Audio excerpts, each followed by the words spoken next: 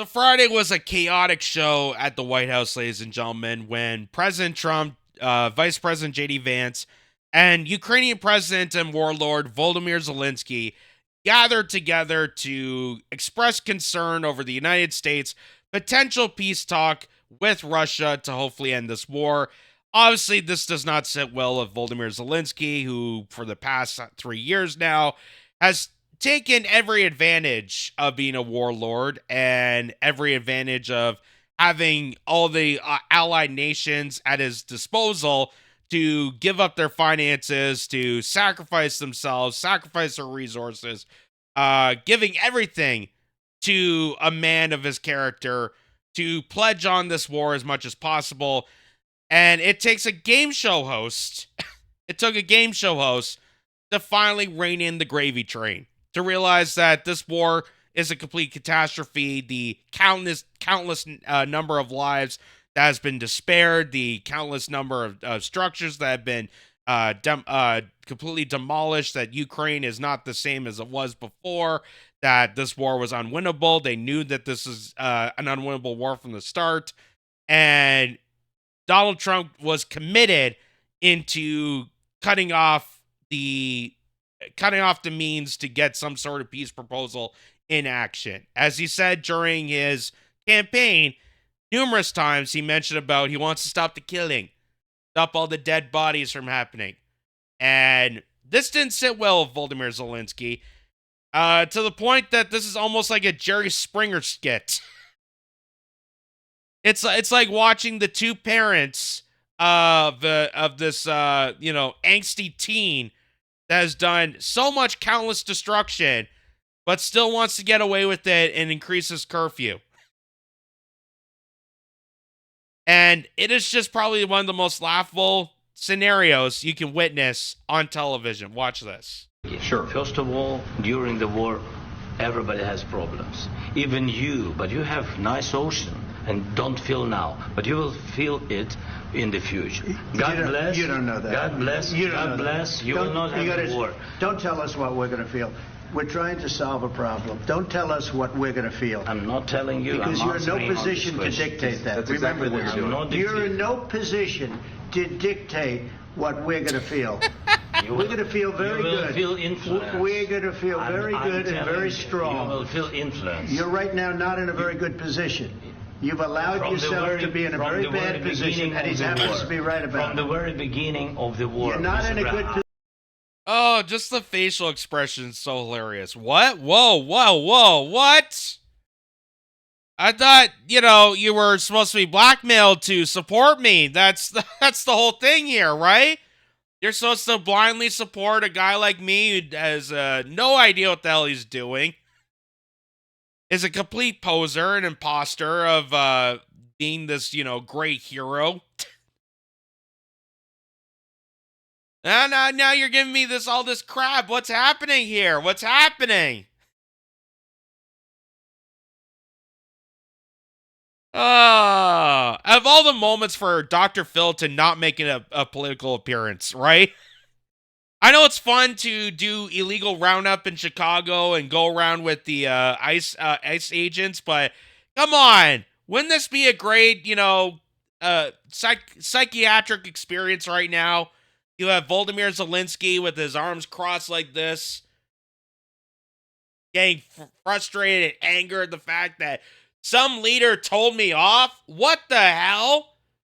Look, I know I crashed your Mercedes and broke many international laws and violated this and did that and did the other and took all your money and blow it up my own ass, but you got to give us some more money. You have to give us some more money. Just give us some credit. Remember when you did that? Give me a credit. Dad, please, just give me some more money. Give me some more money. I don't know what happened to the $140 billion you gave me before. I think me and Xavier went out to blow smoke, blow a few lines before going into the meeting. Position. You don't have the cards right now. With us, you start having not playing cards. Right now, you don't. You're playing cards. Mr. President. You're playing cards. Serious. You're gambling with the lives of millions of people. You're gambling with World War III. You're gambling with World War III. And what you're doing is very disrespectful to the country, this country, that's backed you far more than a lot of people said they should have. Have you said thank you once? This a lot entire of meeting? times. No, in this entire meeting, have you said thank you? Today. You went to Pennsylvania and campaigned for the opposition in October. Offer some words of appreciation for the United States of America and the president who's trying to save your country. Please, you think that if you will speak very loudly about the war, you can... He's not speaking loudly. He's not speaking loudly. Your country is in big trouble. Can I Wait a minute. No. You've done a lot of talking. Your country is in big trouble. I know. You're not winning. You're not winning this. You have a damn good chance of coming out okay because of us. Mr. President, we are staying in our country, staying strong from the very beginning of the war. We've been alone, and we are thankful. I said thanks you haven't been this alone. cabinet. You haven't been only alone. in this cabinet. We gave you, through this stupid president, $350 billion. You voted we gave for you your military equipment, and you men are brave, but they had to use our military. What about if you didn't have our military equipment, if you didn't have our military equipment, this war would have been over in 2 weeks. In 3 days, I heard it from Putin. In 3 days. This is something maybe new. Less. In 2 weeks. Of course he has. It's going to be a very hard thing to do business like this. I tell you. Oh my God. I'm just in such giddy watching the facial expressions, reactions of Zelenskyy. Yeah, I know, yeah, I know we were gambling a bit into World War III, and we wanted to further resume into destructive warfare, and I know you gave us a bunch of weapons, and I took you all for granted, but come on, you gotta give us some more money. You gotta give us some more money. Come on. Don't you care about freedom, democracy, all those things that we told people and people blinded like sheep support? Come on. Give me more money.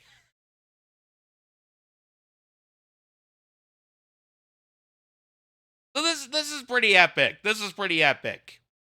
And I know people watched this and saw this and in complete meltdown, just kind of like just went into tears, just went into a frenzy of the fact that, oh my God, he was getting ambushed by President Trump and JD Vance. It wasn't an ambush. They literally sat this guy down. It was almost like an intervention, really. Look, Zelenskyy, you had a good run. We thought, there was potential, but clearly you don't even know what the hell you're doing. You don't even know how to argue properly. And sometimes the most beneficial thing you can do is sit down, shut up, and just deal with it. And that's honestly what Zelenskyy should have done in this conversation. Just dealt with it, dealt with President Trump's ramblings, dealt with JD Vance, what he had to say, and just sat quietly. Because this would have went towards a backdoor deal. This would have went out of the cameras, out of the press. Then Volodymyr Zelenskyy could have made some arguments, could have made some rhetoric. But for him to do this, made just complete ass of himself. A complete a charade, a complete embarrassment of what he's trying to exemplar the rest of the world for them to believe him as some sort of victorious hero in this David versus Goliath tale. When we all know that this is a proxy war. We knew this started from decades beforehand. This is done by the State Department. We know that the CIA plays a factor in this. We know that the Azov Battalion are not freedom fighters. They're in fact neo-Nazis that we have served, that we have gave them a huge lump sum of money, that every mainstream media outlet reported on countless times before this war. Before Russia came in and intervened, we knew how corrupted Ukraine was. This guy even did jokes about it.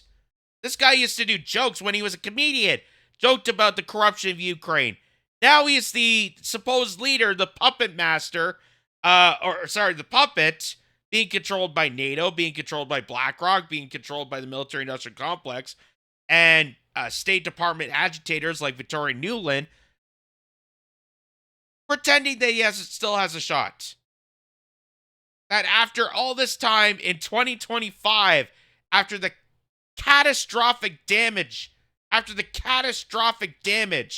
to your own people, to the point that you have to drag every last soul in Ukraine to the front lines of this war, shows that you have no chance. You're done. You're over with. And that's what President Trump and J.D. Vance are trying to tell him. So no, it's not an ambush. It was an intervention. It was for people to wake up to realize this war was never going to be won, that the only resolution was going to be somehow there was going to be a diplomatic resolution, and there was going to be some sort of business dealing between the United States and Russia, the two key players in this. And Ukraine was going to be left out of the picture because Ukraine was left out of the picture from the start of this. The only reason Ukraine's even part of it is the fact that we need a country to use as cannon fodder.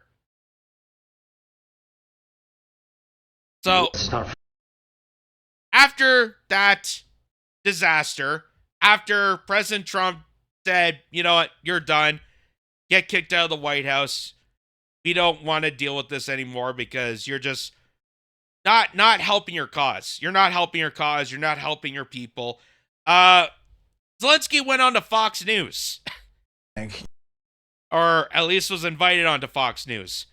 And Fox News, Brett Baer here, asked Zelenskyy, after that embarrassment, after what you just saw there, if there was any reconciliation, if there was any means to repair the relationship. And listen to what he says about it. Your relationship with Donald Trump, President Trump, after today, can be salvaged. Can be. Huh? What is savage? What is salvage? Yes, of course, because... Is he talking about my drug dealer? Oh no, that's Salvador. What is savage? What is savage? It's relations more than two presidents. It's the historical relations, strong relations between our people. And that's why I always began with to thank your people, from our people. And this is the most important. And of course, thankful to President and of course to Congress, but first of all to your people. Your people helped to save our people. People, the first. Human rights, the first. This is very, very important. And we are thankful and sorry for this. I mean, we wanted very much to have only strong relations, and I'm very calm that we will have it. Oh, you poor naive bastard. And to all the poor naive bastards and bitches that are on Twitter right now, crying for this guy, let it be known that the way to save Ukraine is not further escalation of war.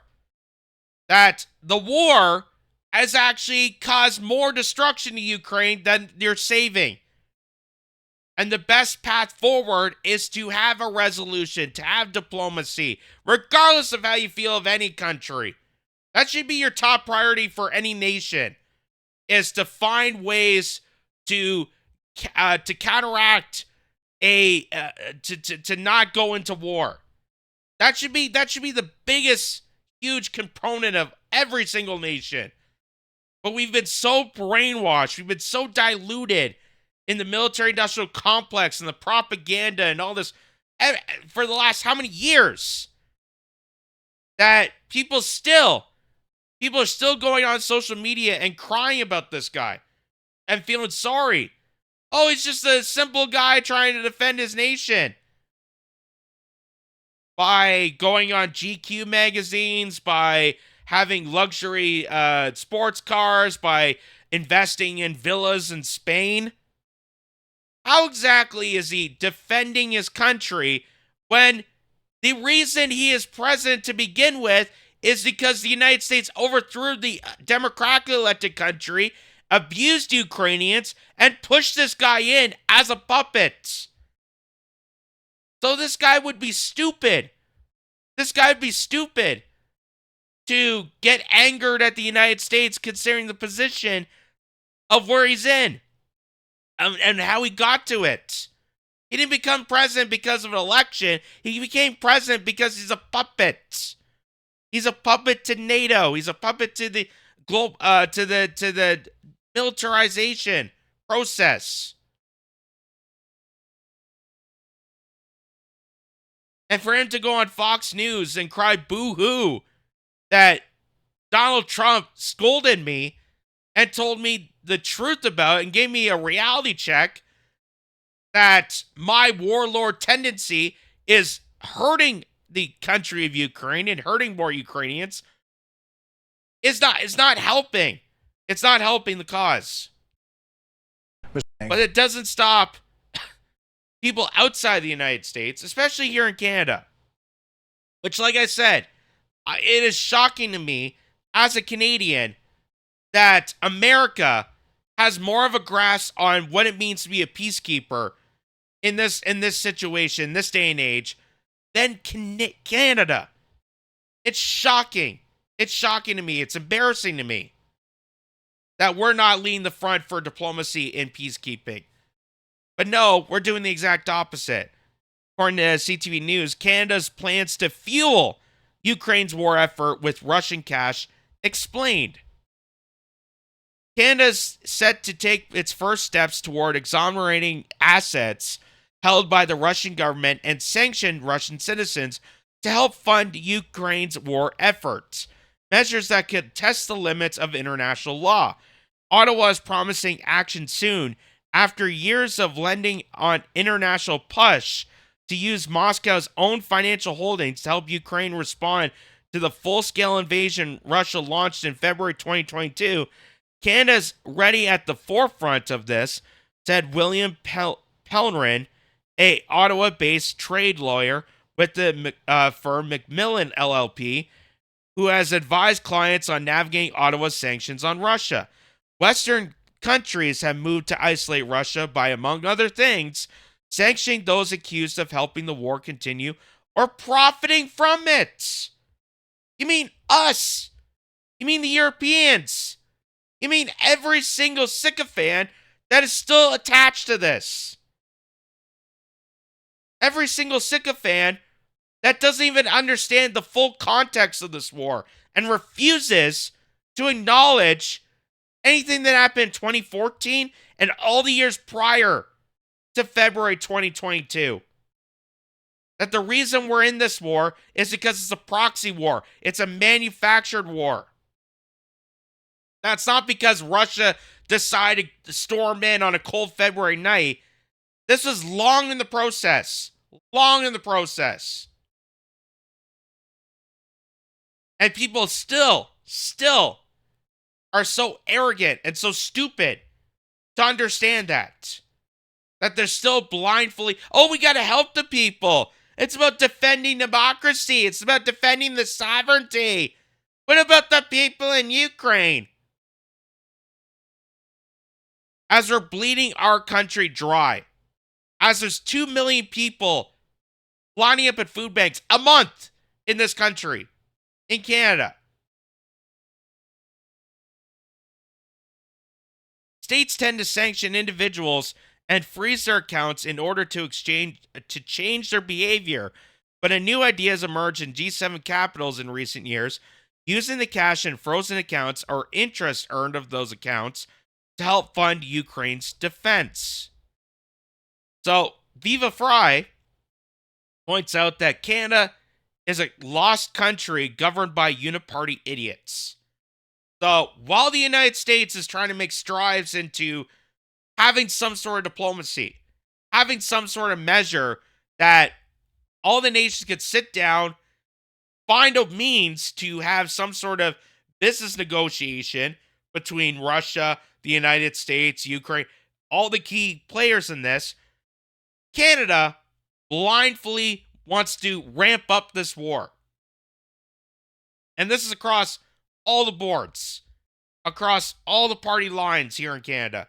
Mark Carney says freedom and democracy are always worth fighting for. Slava Ukrainian. Funny, it's not enough to save democracy and freedom here. After the years you went after the Freedom Convoy, after all the years you go after ordinary Canadians. But no, we're going to take their money. We're going to hijack more tax dollars, send it overseas to pretend to defend other people's democracy and freedom. Here's Chrystia Freeland. Make no mistake, Ukraine is leading the fight for democracy. A just and lasting peace requires Ukraine to be at the negotiating table, and its victory will make us all safer. Ukraine must win. Putin must lose. Well, judging from her background that we know of, and 3 years of ramping up this war, we know exactly why. Make no mistake, we know exactly why you're so supportive of Ukraine and less supportive of a country like Canada that has Ukrainian citizens in this country. Are we helping them? No, absolutely not. Here's even Pierre Poilievre. Pierre Poilievre, who's countless times would say in the House of Commons, how dare you take the money of taxpayers and send it overseas? But call out Justin Trudeau directly. Call out members in the Liberal cabinets that are openly engaged in this money laundering scheme. But yet Pierre Poilievre supports it. As leaders of Canada's common sense conservatives, I have always been clear. We stand with Ukraine in its defense against Vladimir Putin's illegal invasion. I also firmly believe that the future of Ukraine must be determined by the Ukrainian people. Conservatives will always stand on the side of freedom and democracy. I wonder who's captured him. I wonder who's blackmailed him enough to side with the Justin Trudeau liberal class. Because this is the guy who could say the right thing in the House of Commons, but now we're seeing his true colors. Now we're seeing who exactly Pierre Poilievre really supports. Here's Wab Kinew, who is the premier of Manitoba, I do believe. And it says, Zelenskyy is a hero. Slava Ukrainian, Herosa Slava. Again, as majority of Canadians are struggling to get by, as we know, and people are well aware, and it's well documented, that this war was designed to not be winnable. It was designed not to save Ukrainians. We never gave about Ukrainians until February of 2022. We never gave a damn about them when there was the Maidan coup. We never gave a damn about them when there was a civil war attacking the Donbass region and the Donetsk. We never cared about them then. But all of a sudden, Russia comes in. Yes, we got to support them. We have to support them no matter what. Support their sovereignty, support their democracy. Where's the support and defense of democracy when they were overthrowing it in 2014? Here's even EU leaders. Hit Twitter just 36 minutes after Zelenskyy debacle. 16 posts in 74 minutes. Near identical praise. Too fast, too sync. Did they know it would blow up? Drafts ready to hit send. So, this is, again, all in coordinates with one single operation. One single operation. This is what NATO wants. This is what BlackRock wants. This is what Vanguard wants. This is what the top WEF want. And that is why you're seeing country after country outside the United States not even giving peace a chance. Not giving any ounce of diplomacy. Not even giving a chance of ending this war. And just like as Julian Assange has reminded us, the point of all these wars is continuous. The point of it is not to have a resolution to end this war. The whole point of these wars is to have continuous warfare because it flourishes the money laundering military contractors in the military industrial complex that profit off this. So here's bridging news. This is Keir Starmer announcing 4 steps to support Ukraine. On March 2nd, leaders from over 10 European and EU nations, along with Ukraine and Canada, held a summit in London. Starmer stated that all sides agree on 4 key steps to help Ukraine, and UK will allow Ukraine to use £1.6 billion in UK export financing to purchase around 5,000 air defense missiles. Again, you could throw trillions of dollars. It's an unwinnable war. It's not, they know it. They know it's not winnable. But because it's Trump, because it's Putin, because they've been blackmailed by NATO, by the alliances that are told that they are protecting, when it's really a blackmail organization done by the military-industrial complex to ridicule and blackmail aligned countries to sacrifice their resources to advance their riches.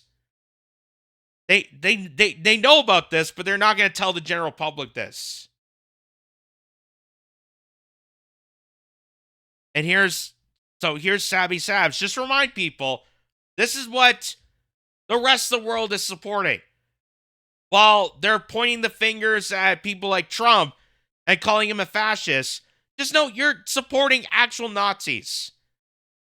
Sabby Sabs says people brainwashed by corporate media are on social media supporting a Nazi battalion. You can despise Trump and still realize Ukraine is a money laundering operation. Exactly.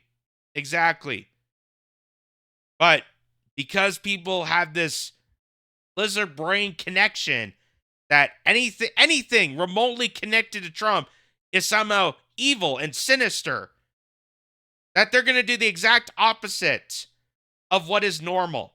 Exact opposite. They're going to be even more hellish. They're going to even be more. That's why right now Canada is more of a war hawk country than the United States. Could you imagine that? In my lifetime, I never thought that would happen.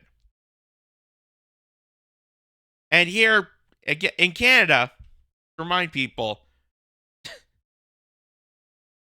they called our own citizens neo-Nazis when there was a peaceful demonstration of activists going against medical tyranny, going after a government who overreaches their authoritarian measure to decimate on ordinary citizens, working class citizens that are struggling. And the people that protested against that were called neo-Nazis. But then we're going to take all their finances and send it off to literal Nazis. Literal white supremacist Azov Battalion Nazis. That was reported numerous times in the mainstream media right up to Russia invading the country. Almost like they memory hold it and completely whitewashed the situation. And now those same Azov Battalion that they told for years was a problem in Ukraine are a bunch of freedom fighters. So while everybody is, feeling sad and feeling some sort of empathy for Zelenskyy and, oh my God, how devastating it is that the United States is not supporting and backing this, and they're on the side of Vladimir Putin, and oh my God, this guy is just trying to defend his country. Well, the rest of the European sludge conglomeracy and Canada beef up the war presence and beef up the war drums. Remind people this, that 9 years ago, which actually would be almost a decade now. This is back from 2023.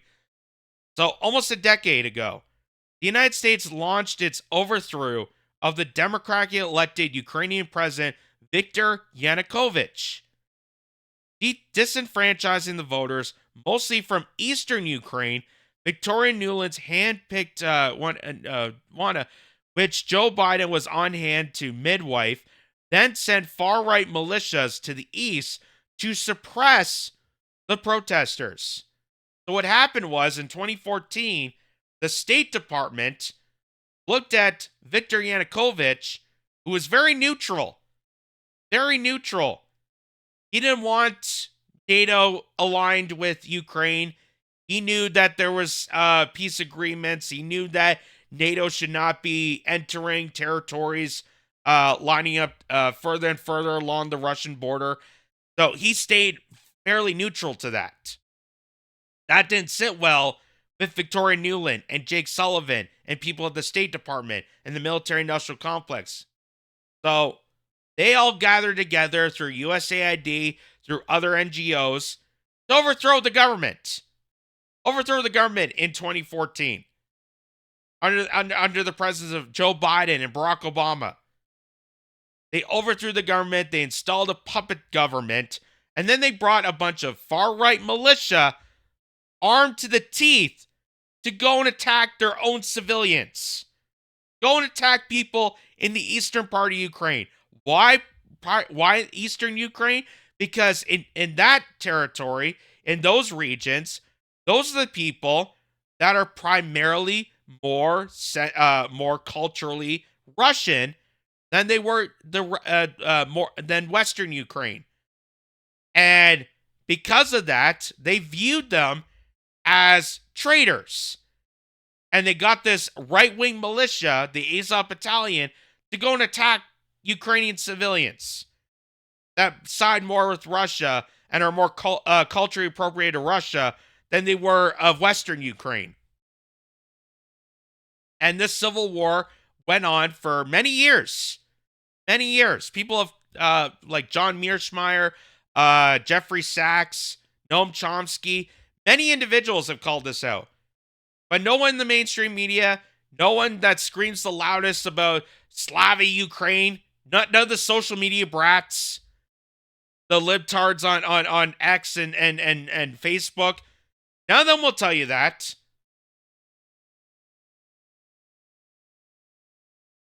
And so here's how that phone call went down.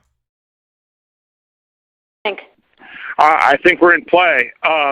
The Klitschko piece is obviously the complicated electron here, especially the announcement of him as deputy prime minister. And you've seen some of my notes on the troubles in the marriage right now, so we're trying to get a read really fast on where he is on this stuff. But I think your argument to him, which you'll need to make, I think that's the next phone call we want to set up, is exactly the one you made to Yachts. And I'm glad you sort of put him on the spot on where he fits in this scenario. And I'm very glad he said what he said in response.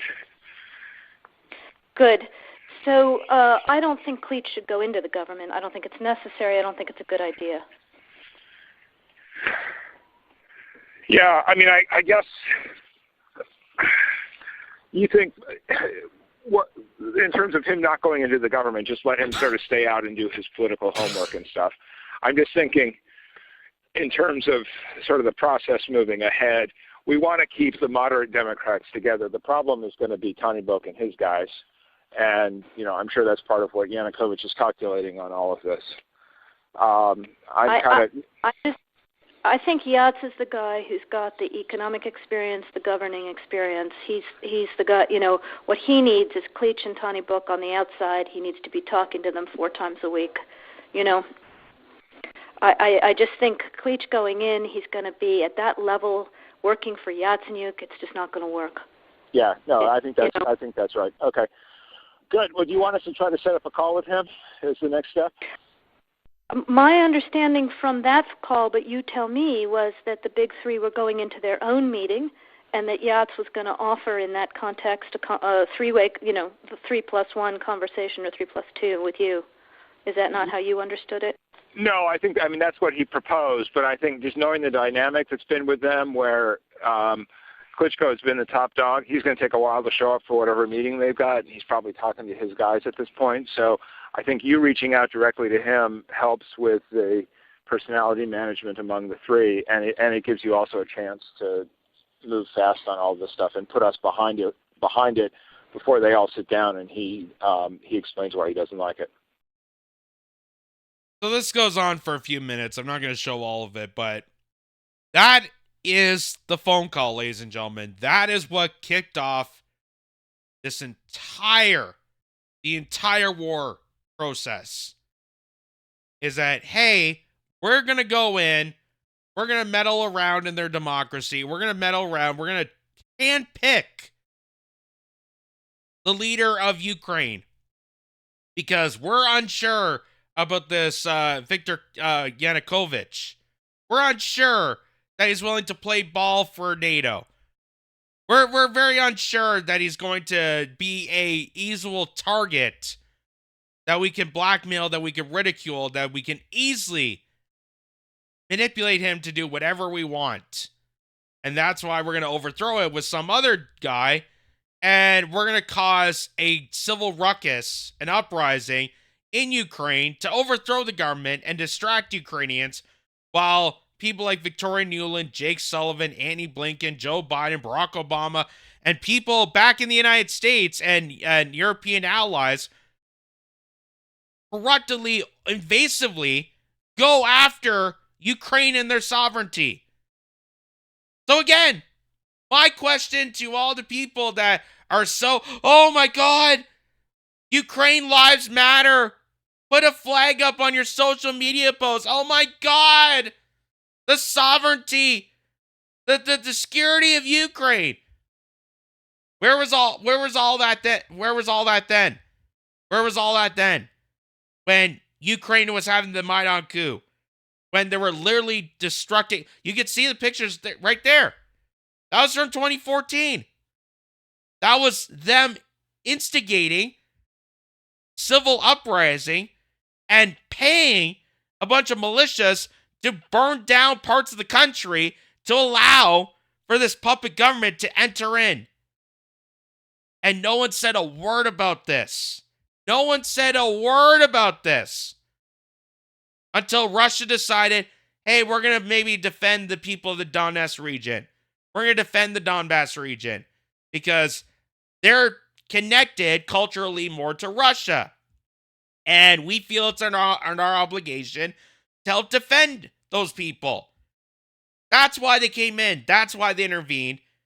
And that's when people decide, oh, that's when the war started. And they leave out the first two acts. They leave out all this vital information because once you know about the vital information of how this war starts and how these wars began, once you know the history and the facts that led up to this damage, then you know how manufactured it all is. You know how much of a farce this is. And you know that what Donald Trump is doing is actually going to save more lives than having more and more countless lives in jeopardize, revving up more of this warfare. Which is what the EU, Canada, and other allied nations are still continuing to do, blindly. Not knowing any of this. Not knowing a single thing about why Ukraine and Russia are in this conflict. Why there was fighting. Why Russia came in on February 2022. But good news is, to all the suckers on social media, for all the Twitter idiots and Facebook nudgies, guess what? You can go and enlist. You can go sign up. Americans can join Ukraine's National Guard, Zelenskyy says. He's now opening it for everybody. Not just America, everybody.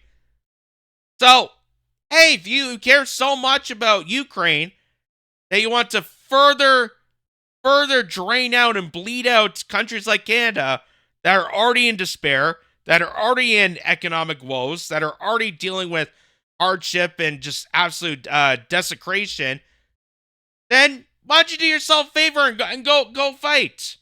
Go fight over there. Go prove me wrong. Go prove me wrong. And see how it works out. Because I bet you the people that scream the loudest,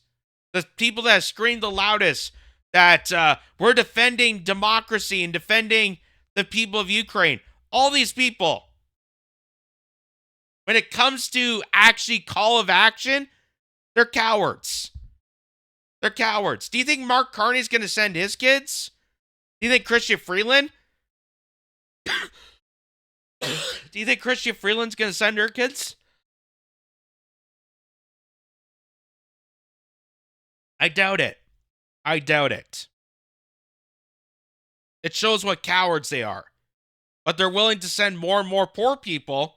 They're willing to sacrifice you and sacrifice your money for a war that was never going to be won in the first place.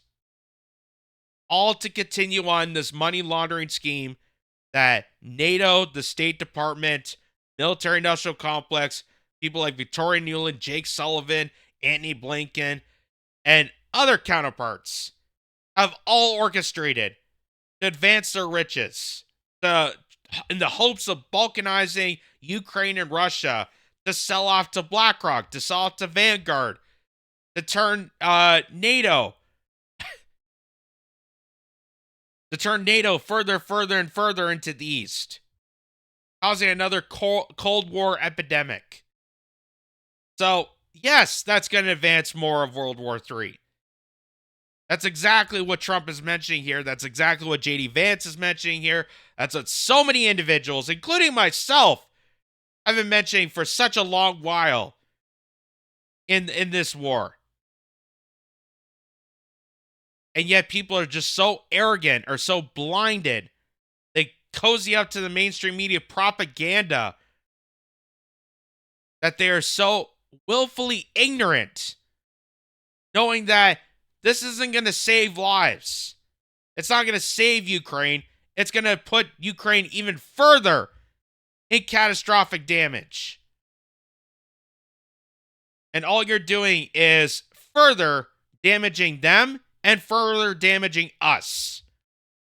Because it's our taxpayer money, it's our resources, it's our finances that are being squeezed out and drained out, siphoned out of the country to serve the interests of the military-industrial complex to a war that is already lost.